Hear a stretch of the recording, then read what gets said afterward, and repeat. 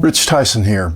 The news headlines of recent days have been incredibly unsettling. The pandemic, while showing some signs of easing, continues to disrupt with deadly consequences for many and continuing concerns for the world economy. On Memorial Day, the nation was stunned with the brutal treatment of George Floyd at the hands of policemen in Minneapolis. The video evidence is damning, and virtually all who have seen it condemn what was done. Protesters have taken to the streets of our nation to express their outrage. Most, I believe, desired to show that expression in peaceful ways.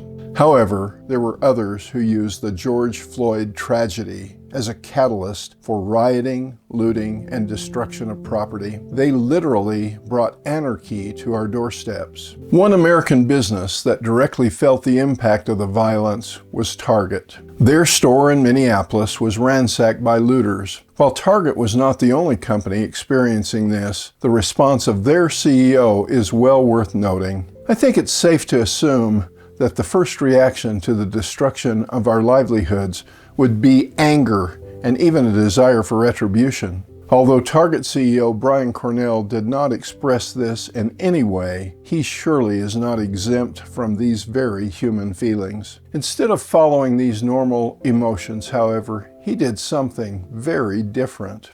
Cornell states, "As a Target team, we've huddled, we've consoled, we've witnessed horrific scenes similar to what's playing out now, and wept that not enough is changing.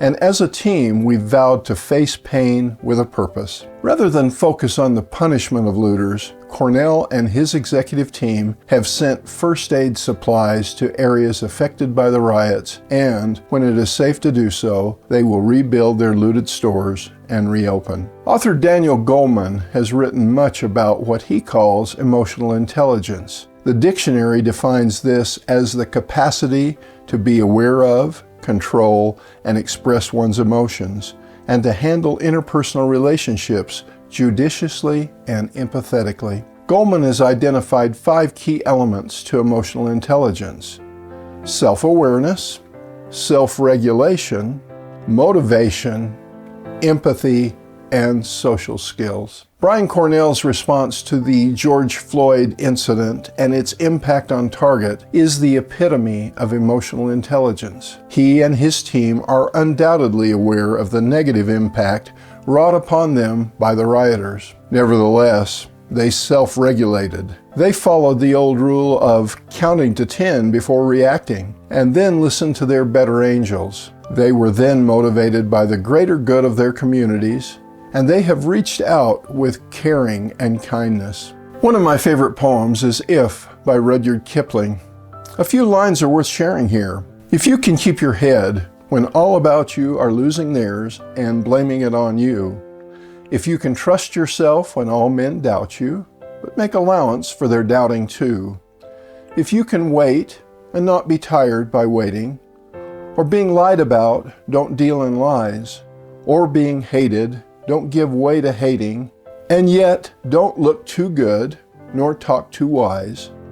If you can watch the things you gave your life to, broken, and stoop and build them up with worn-out tools, if you can talk with crowds and keep your virtue, or walk with kings, nor lose the common touch, if neither foes nor loving friends can hurt you, if all men count with you, but none too much, if you can fill the unforgiving minute with 60 seconds worth of distance run, then yours is the earth and everything that's in it.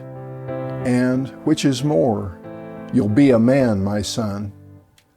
Mr. Cornell, I salute you. You are indeed a man cut out of the cloth that Rudyard Kipling so eloquently described. Your emotional intelligence and that of your executive team set a much-needed example for our nation. While we cannot turn a blind eye to injustice or brutality, we must not let it become an excuse for more injustice and brutality. As Mahatma Gandhi once said, an eye for an eye only ends up making the whole world blind.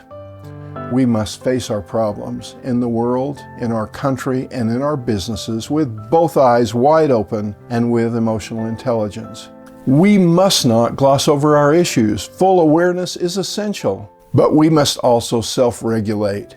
How we respond matters, and more leaders like Brian Cornell need to step forward, motivated by the greater good, with caring and kindness for all. Now the question for each of us: how will we respond to this moment in history and the subsequent trials we inevitably will face? Logic of things. It's quite a lonely world that we're living in. Oh, baby, you are something special, I'm sure. Everything makes total sense when you're next to me.